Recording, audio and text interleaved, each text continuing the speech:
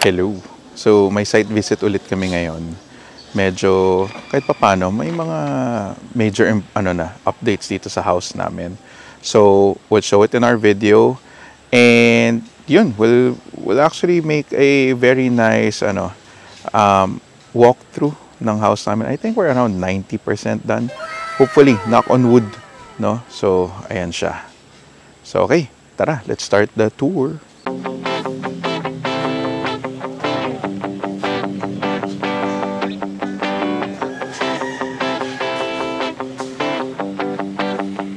Nakabit na yung aming glass railing dito sa entrance ng house. Yan siya.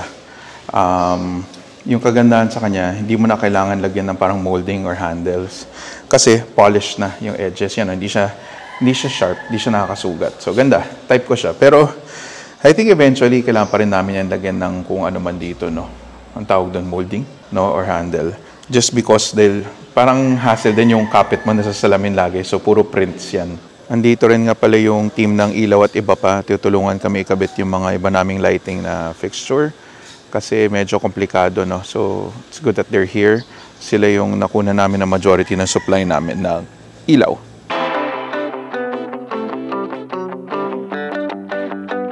Ito isa sa pinakamalaking surprise namin na na-discover. Yung bamboo hub. Yan. Kita nyo to? Yung bamboo hub. Yan. Ang ganda ng pagkabit nila. Taas. Yan yung nila, parang cladding, parang wood cladding na panel sa wall. Kaya kung napansin nyo sa maluma naming video, ang tagal nitong hindi ginagawa tong wall na to kasi we were waiting for bamboo hub to install. Ang ganda ng finish niya. Yan, so yung glass supplier naman namin si Slopes and Visors. Yan, nakapag-install na rin ng mga sliding door namin. Meron dito kung nakakabit na sliding door sa aming theater room. Hopefully, makagawa ako ng way na yung acoustics niya. Kasi syempre, kung ito yung theater room mo, mahirap pag glass, diba, yung door. Siguro heavy curtain, no? Para maganda yung acoustics dito. Pero ang ganda. Ganda ng niya, mechanism niya, suwabe. Walang sabit dun sa pinaka-railing niya. Yeah, I'm really happy with our glass supply right now. Ayan, nakabit na rin nila yung palabas sa namin. Sa outdoor deck. Yan. Dine-demonstrate ni Trixie ngayon. Kita nyo, walang sabit yung sa mechanism niya. Hindi yung, dati kasi yung mga old school, parang Jolens lang hinakakabit sa ilalim eh. Ito ang ganda ng mechanism na ginamit. Ito, dine-demonstrate sa akin ngayon yung aming sink. Galing sa Claybrook. Claybrook is distributed by Dexterton, no? Ang ganda niya. Siguro, yung concern na lang namin, mukhang mahaba ng konti yung gripo namin. So, baka ang gagawin namin, palitan namin to. Kasi hindi siya shoot doon sa drain eh. Lagpas siya ng konti, may kahabaan lang. So, yun lang, baka palitan lang namin. Pero the rest, ganda yung texture and all. Yun lakas ang water pressure dito. Meron din kaming pinakabit sa supplier na, and pa si Kuya. Kuya, kaway ka dyan, nandiyan ka na rin eh. Kaway ka dyan. Ayan. Lahat ng pintuan namin may transom. Halos lahat yun. Kita mo yan, yung sa ibabaw. Yan. Ang tawag dyan ay transom. Para may natural daylight din na pumapasok sa loob ng mga, namin, ng mga room. Kagandahan niya, para alam mo rin kung may tao, wala. Kasi alam mo kung bukas yung ilaw, di ba? So, kita mo. So, ang tawag dyan is transom. It also gives your rooms, yung doors nyo na parang additional na height. Kala mo, taas ng pintuan mo, pero yan siya, di ba?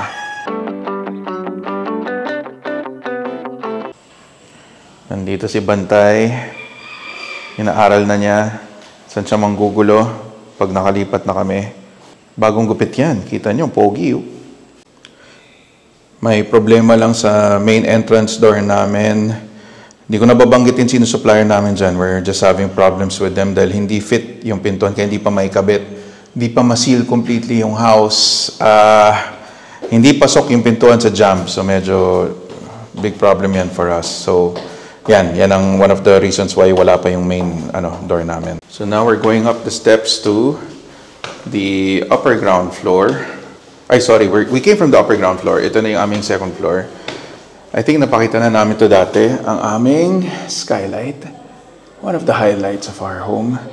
In fairness, tanghaling tapag yan, as in literally 12 noon. But, price ko siya. Hindi siya mainit. So, kahit papano na Ang pinaka-fear ko dyan dati, baka sobrang init niya. Okay siya, kasi hindi ako natitinag dyan sa araw. So, happy ako dyan. Yan, naikabit na rin yung glass railing namin dito sa second floor. So, maski pa paano, na kami. Safe na, hindi na kami natatakot.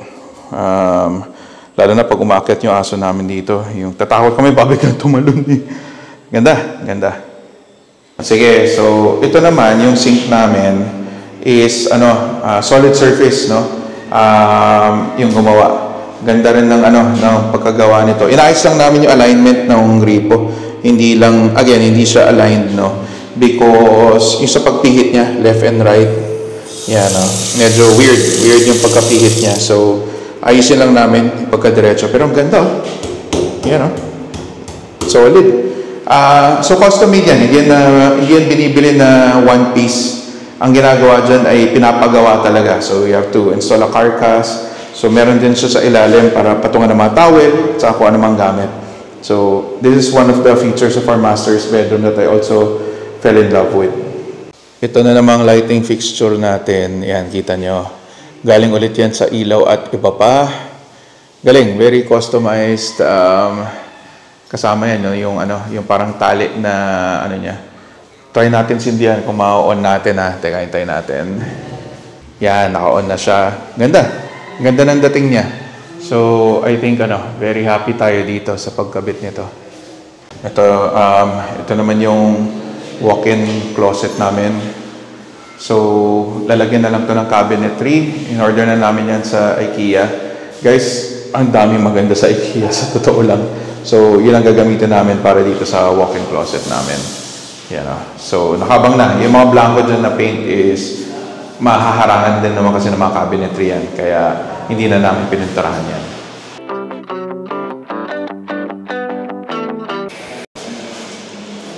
Yan, ito yung isa pa naming smart toilet, no? Kita mo yun, sinipa lang ng wife ko, umangat na. So, yun ang niyan. Galing sa Dexter to ulit tong intelligent bidet na toilet seat, no? Again, demo lang namin. Tingnan mo. Pag sinipa, mali. Ayun, dalawang sipa. Yan, umaangat mag-isa. Galing, no? Walang ganyan sa bundok. So, sipain mo lang, bababa.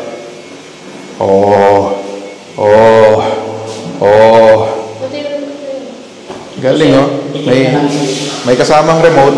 Yan, ididikit dyan yung remote. Ayun, automatic nag-flush. Pag sinara, automatic nag-flush. So, may remote yan, didikit na lang ni Kuya dito sa gilid.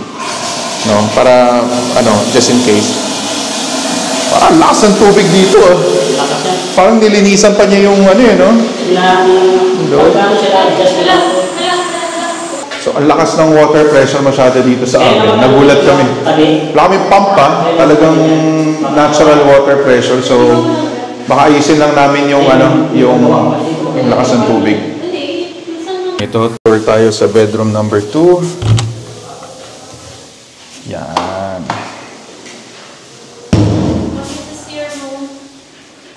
Gusto makita ng aso yung kwarto niya. Itong room na to, nagde-decide pa kami ni Trixie kung ito yung guest room namin na temporary or ito yung gym ko. No? Guest room daw, malamang. Now, we'll show you the bathroom. Again, all of the fixtures here are from Dexterton. Ganda, Yan. May glass na siya.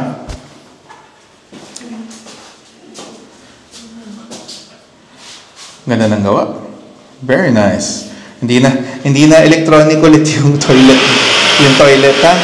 At medyo mahal yun. Kailangan pa isa-isa lang. So again, may problem lang sa doors dito. Yung double door namin, hindi siya pantay pang nagsasara. So this is the mini hallway going to our master's bedroom. Nakabit na ni ilaw at iba pa ang aming pinaka-main na fixture dito. I like it.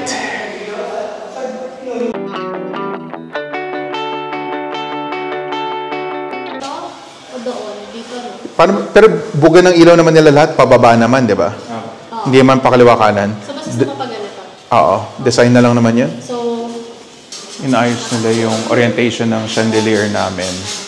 Kasi iba-iba yung design eh. Parang siyang parang siyang seashell. Tatlong seashell na malaki. So, kailangan nilang ayusin kung siya nakaharap. Yan, galing tayo sa upper ground floor, bababa ng lower ground.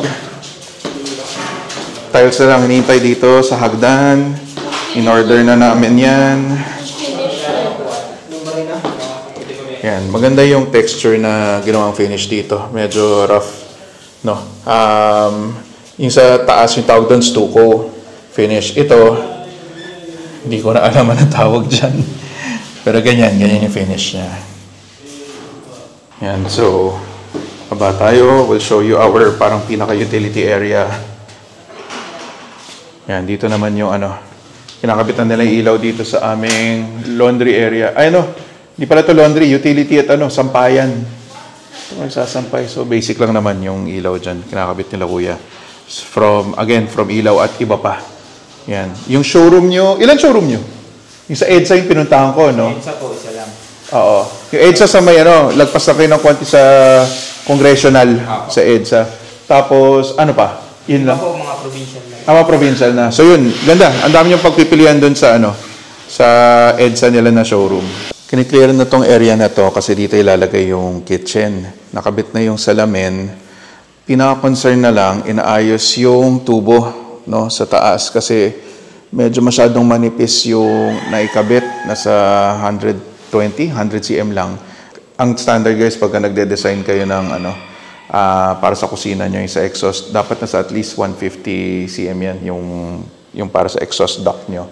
Para hindi ma-choke yung labas ng smoke. So, medyo advice yan. Para rin sa mga nagbe-build ng mga kusina sa restaurant man, kung di sa bahay nyo. Kailangan lakihan nyo yung tubo talaga para sa exhaust. And use BI, yung black iron na pipe. Huwag yung simpleng PVC lang.